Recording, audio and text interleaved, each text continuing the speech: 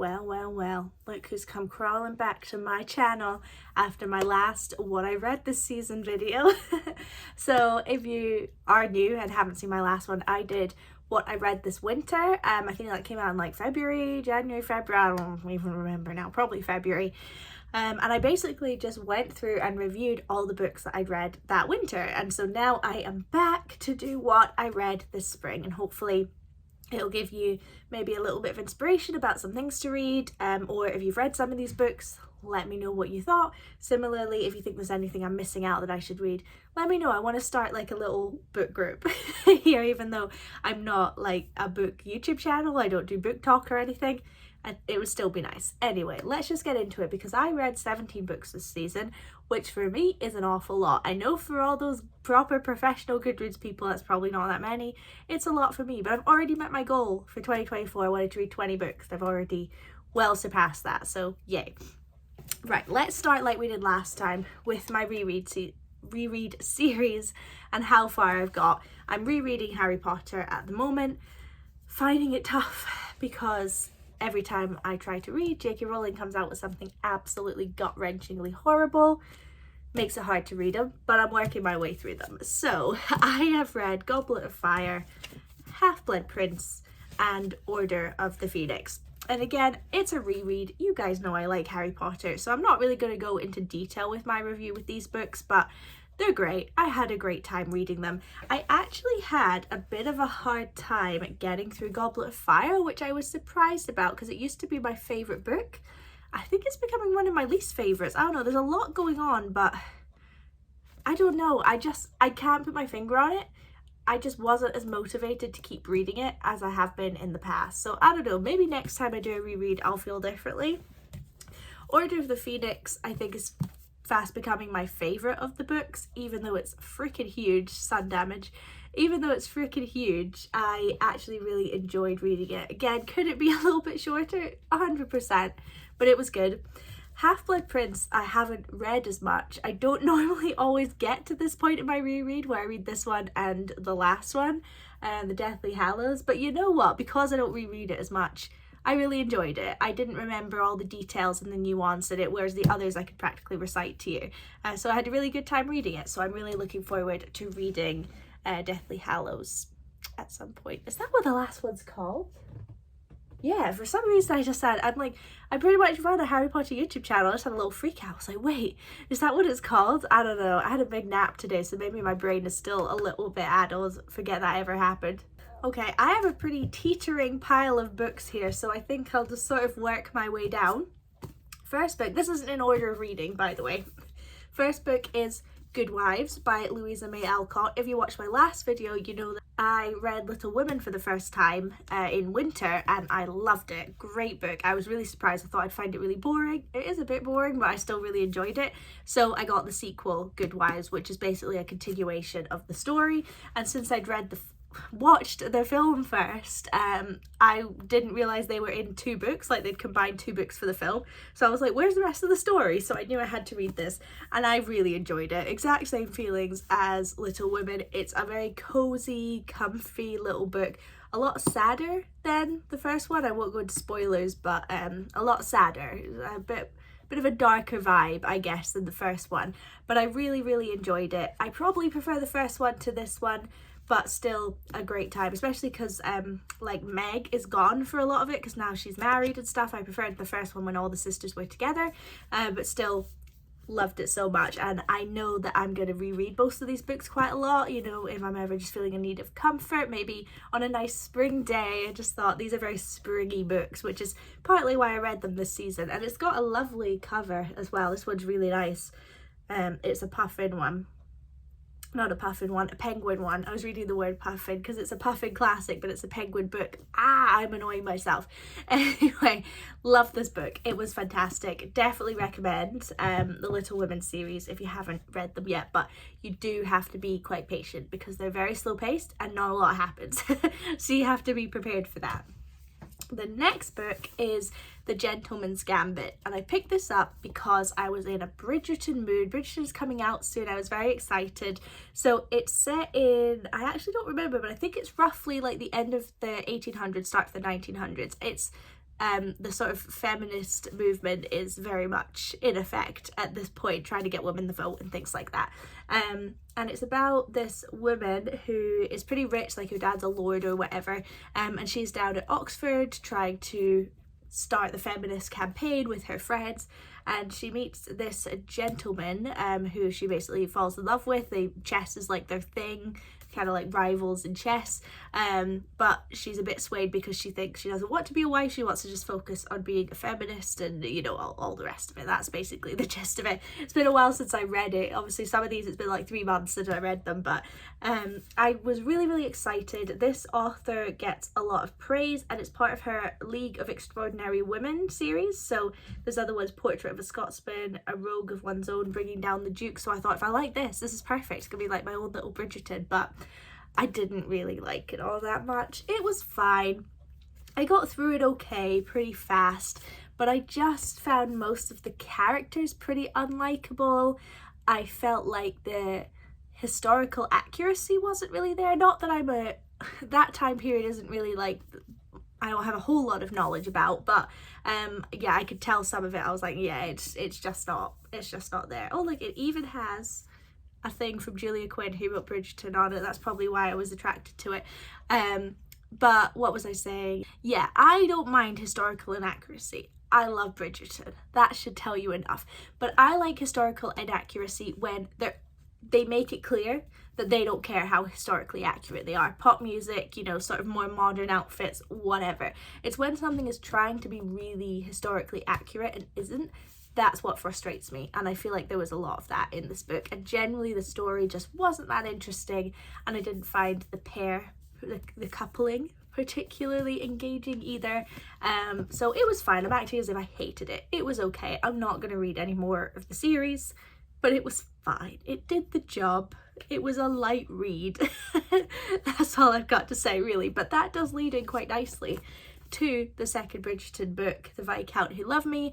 In my winter reads, I read the first one because I love the TV show so much. Didn't love the first book, but figured I'd keep going because everyone says they kind of get better as they go along, and the first one's actually the worst one. So, and the second series I love so much. Yes, I did have to get one with a photo on the front. I think I'm among most people who hate that. I'd much rather some kind of illustrated front, but this is all they had, with a big frickin' Netflix thing on it that I can't even take off. Anyway, did not enjoy this book. Did not like it. Didn't really like the way it was written. Didn't like the characters. I felt like a lot of... It felt very rushed is the thing. It was like all of a sudden, like, spoiler alert, all of a sudden they were married, but like half the stuff hadn't even been resolved. And I think the problem with it is I feel like the TV show does such a good job with the material and finds all the issues that I have with it and solves them, because the series are quite different from the books and they mix up a lot of plots from other books and things like that. And I just feel like they do it so well that I'm thinking like, why am I reading a lesser version of something I've already seen with a lot more flaws and things?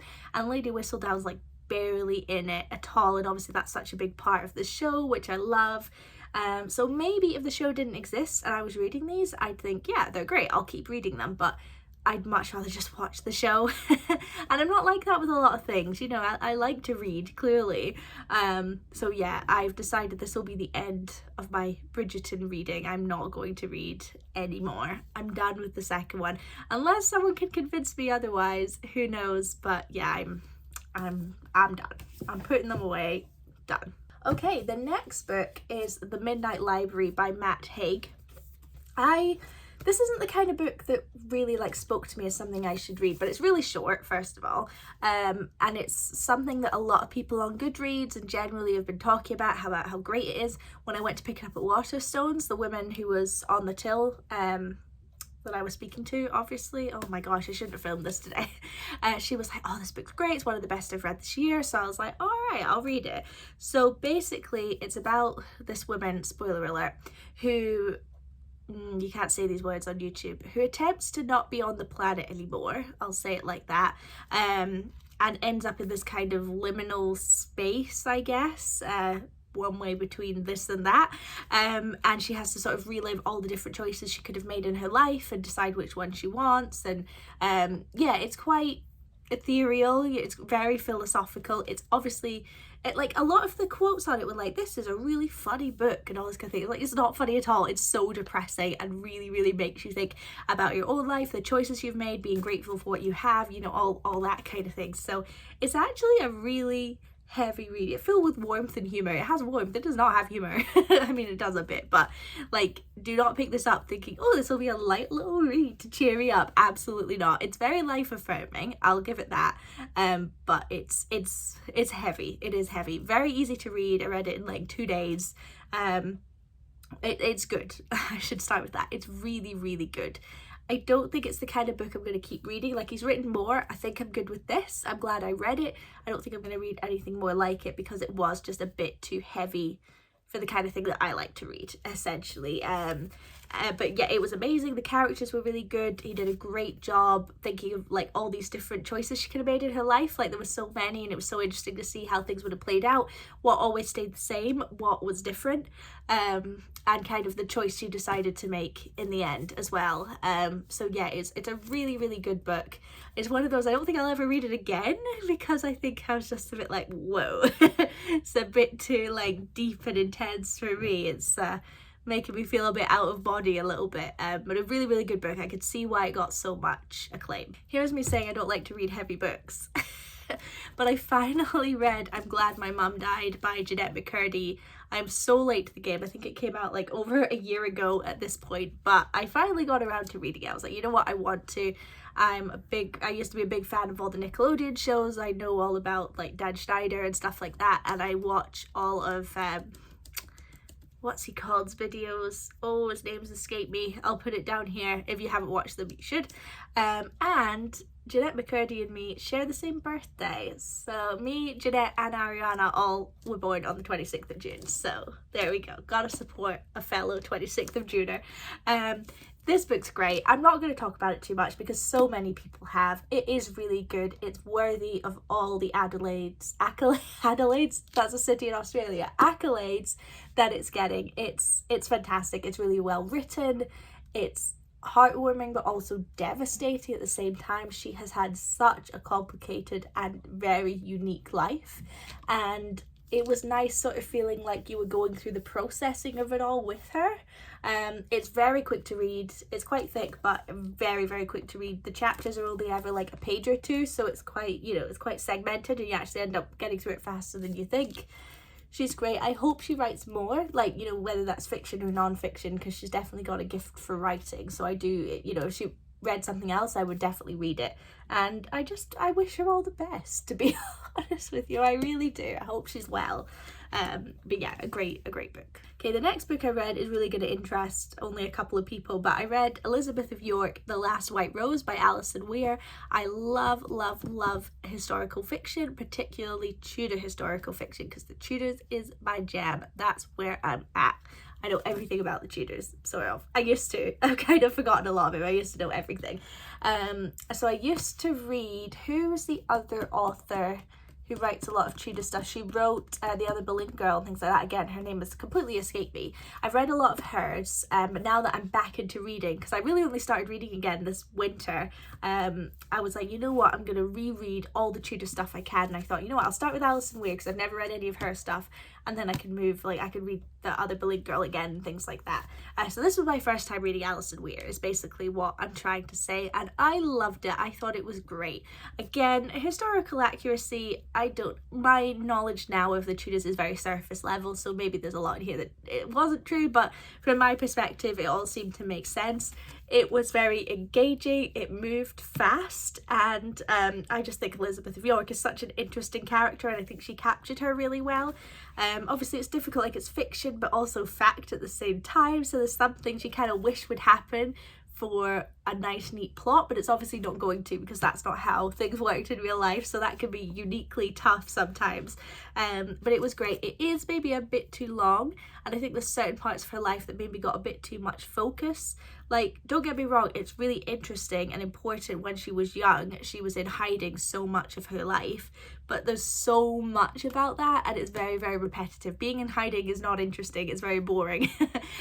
So I think there were some parts where maybe the plot could have moved a little bit quicker and just made the book a little bit shorter to make an easier reading experience.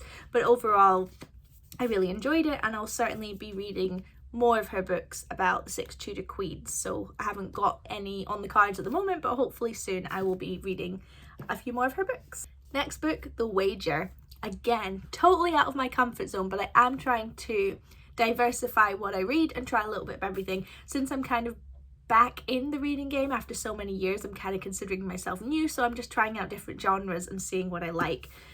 So I picked up The Wager by David Gran. I originally thought it was a fiction book. Turns out it's not. It is a factual non-fiction book about a shipwreck that really happened. It's a tale of shipwreck, mutiny and murder. So essentially it's about the ship back in, I think it was, set in the 1700s, that sunk, broke apart, so the crew got marooned, and it's about their survival and trying to get back home and all this kind of stuff. And you know what? I'm surprised. I loved this book. I was not expecting it at all. It was so engaging, so well written. The story itself is insane to the point where I can't believe I've never heard of it before. I'm gonna need to see if there's been any TV shows or films or anything about the story, because I'd be very surprised to believe that there hasn't been, because it is insane. The twists, the turns, it's like you wouldn't believe it. That's why I thought, until I looked it up, that this was all made up, because it's so insane. I'm not even gonna go into it just in case, but I'm happy to talk about it more if anyone wants to, but it's insane. So if you think you might like this kind of book, I would definitely read this one, because couldn't believe the stuff that was happening. I was probably like, oh, no way. And it's also quite cool because it's got pictures of the real people and stuff partway through the book, just to give you a little bit more of an idea, a better picture in your head when you're reading it. It turns out David Gran, I didn't know this when I picked it up, he wrote Killers of the Flower Moon. It's obviously a very popular film. I haven't seen it, but if you like that, then maybe you'd also like some of his other work. I don't think I'm going to read Killers of the Flower Moon. I'm not sure it's my kind of book, but I really enjoyed that one. And he definitely has a particular interest in Native people and Indigenous communities. That comes out a lot in this book as well, and I know that that's a lot of what Killers of the Flower Moon is about as well, so that's obviously an interest for him. Moving on, if you remember, in my winter books I read The Christmas Appeal. Got it for Christmas, thought it'd be a nice Christmassy book, and I loved it. I think that was my favourite book of winter, if I remember correctly. Obsessed. And it's so short. It was just a funny little Christmas read that the author came out with because her book The Appeal was so popular. That's Janice Hallett. So I did say I was going to pick up The Appeal and read it, even though I'd read them in the wrong order, and I did, and I loved it. Was it as good as The Christmas Appeal? No, it's not as funny. It's way longer. It's more of an actual murder mystery, whereas The Christmas Appeal was just bonkers nonsense. None of it really mattered, whereas this one is an actual murder mystery. Like the last one, it's all in emails and letters and texts and memos. None of it is actual just dialogue and a regularly written book. So it's so easy to get through. Honestly, you find, because there's no set ends of chapters and things, you find that you read the whole book in one sitting, like I did. I absolutely love it. The Christmas Appeal is my favourite book that she's written.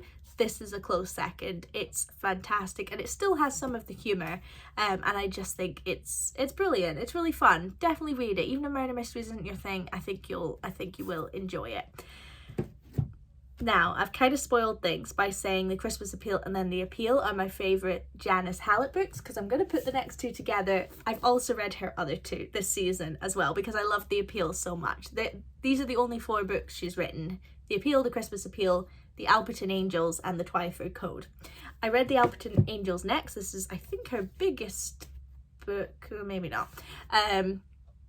And it's the same kind of thing, whereas it's not a normally written book. It's all transcripts, I think, with a couple of text messages and stuff like that.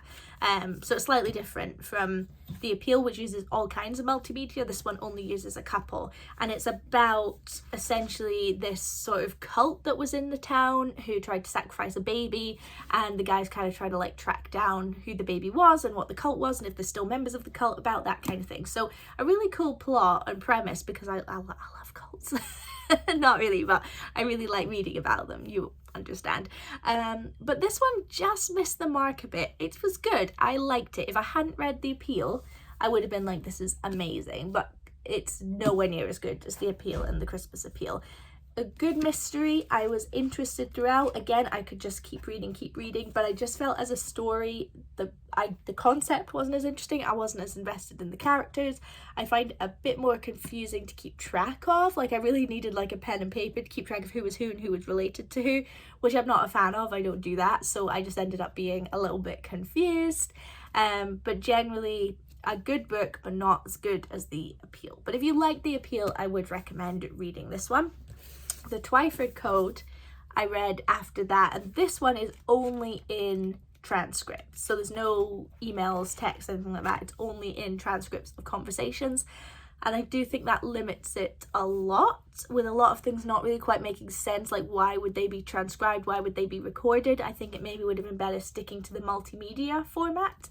But it's about this guy who becomes obsessed with the idea that this series of children's books has a hidden like World War II code in it, and is trying to uncover it, and that uncovers all sorts of different secrets and mysteries and things like that.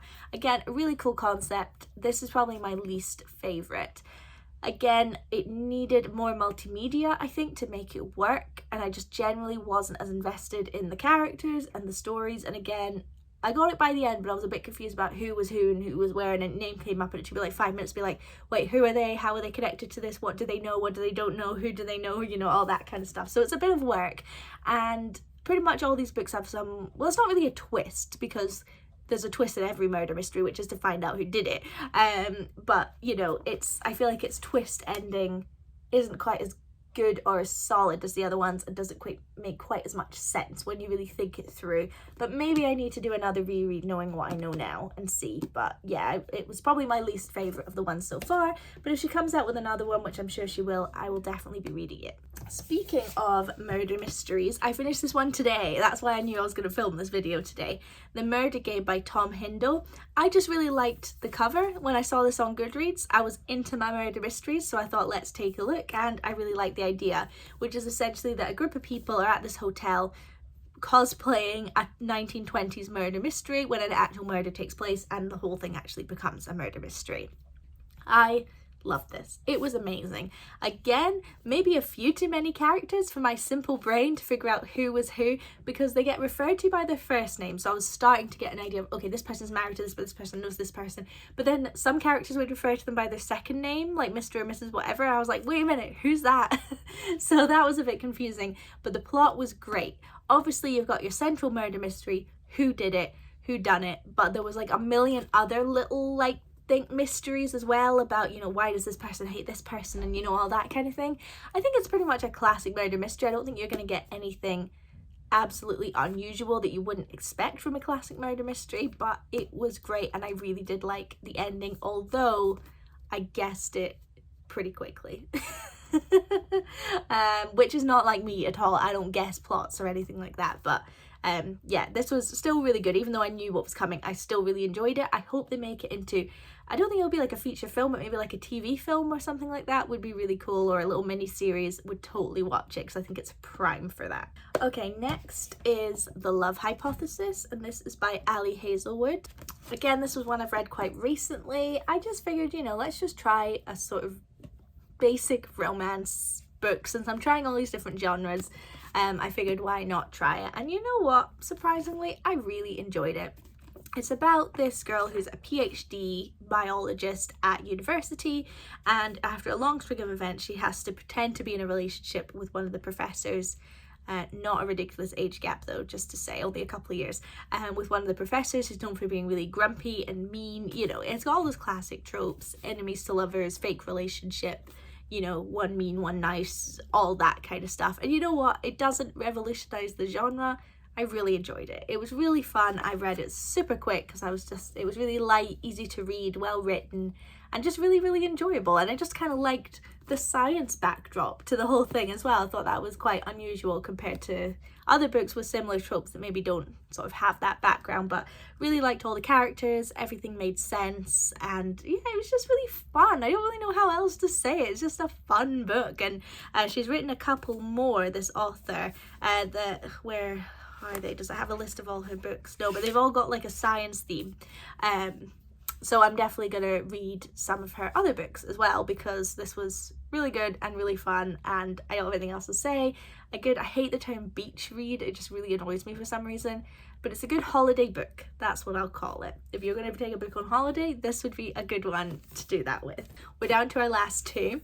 This is Love in the Time of Serial Killers. I have had this book sitting waiting to be read for months, like way before my winter series. It was sitting there and I don't know what it was about it. I just couldn't bring myself to be like, that's the one I'm going to read next. So it just always sat abandoned, but I finally read it. I read it in like 3 days, so it was pretty easy to read.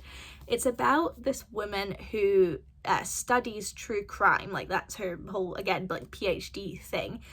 So she's kind of suspicious and terrified of everyone because she knows all the tropes, all the things you have to watch out for. And she moves back into her dad's house after he dies, and she's really, really suspicious of the neighbor who ends up being a love interest, is essentially it. So it's a romance above everything else, and it was very cute. I liked the romance. It was good. It was healthy.